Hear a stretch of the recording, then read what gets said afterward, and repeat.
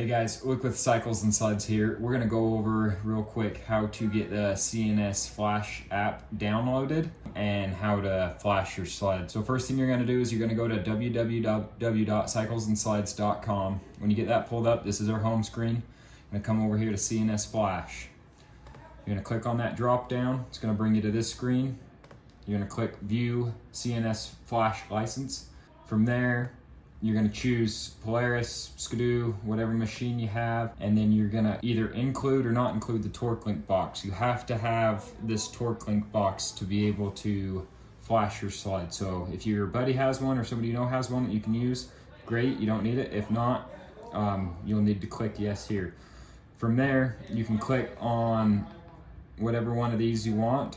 Basically what this is going to do is kind of help us set your clutching up if you're also getting clutching. If not, just click on one of them and we won't really worry about that. Doesn't really matter. Add to cart, pay for it. Once you've got it paid for, what you're going to do, you are going to go back to the CNS drop down, and then you're going to go over here to download CNS application. So from here, you're going to hit download, and that's going to start downloading. You can see it here in this corner. It popped up here. You just want to make sure it says cnstorquelink.com. It's just a different cloud base than the actual torque link. So you want to make sure you're on the right cloud base. From there, you're going to click there, and then you're going to have to hit more info, run anyway. If you have some sort of a web blocker like McAfee or something like that, you may have to uninstall it to get it to go through. I'm gonna let it sit and load for a minute. While this is loading, we're gonna jump back over to here real quick, and then you're gonna scroll down to here. From here, you're gonna input your email.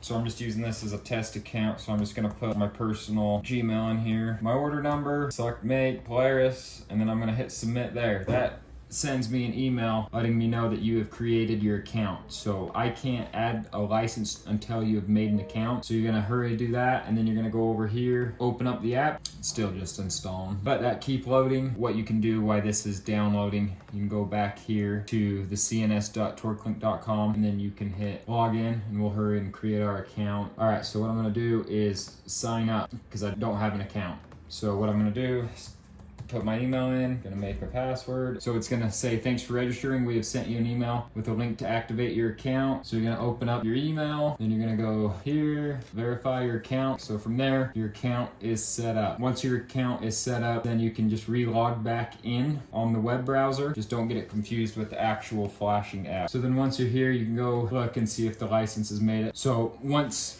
I get all your information, I'll send the license over. It'll show that you have a license on here, but this is what you don't want to use this to actually flash your sled. What you're going to use is you're going to use the Cycles and Sleds app. Alrighty, so once you get the app downloaded and opened up, you're going to scroll all the way to the bottom of this. You're going to hit accept terms and log in, and you go ahead and put your email and password in. So once you get logged in, now we're going to go ahead and go hook our flash cables up to the sled and start the process.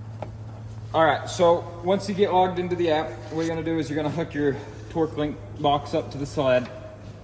So what you wanna do is just put everything in respected place here. So this is 120, this you're just gonna plug into an extension cord into a wall outlet. That's all this goes to, just there. I have this little fancy Milwaukee thing, so I don't have to drag an extension cord around, especially it's nice when I'm on the mountain. So my power supply, my USB cord,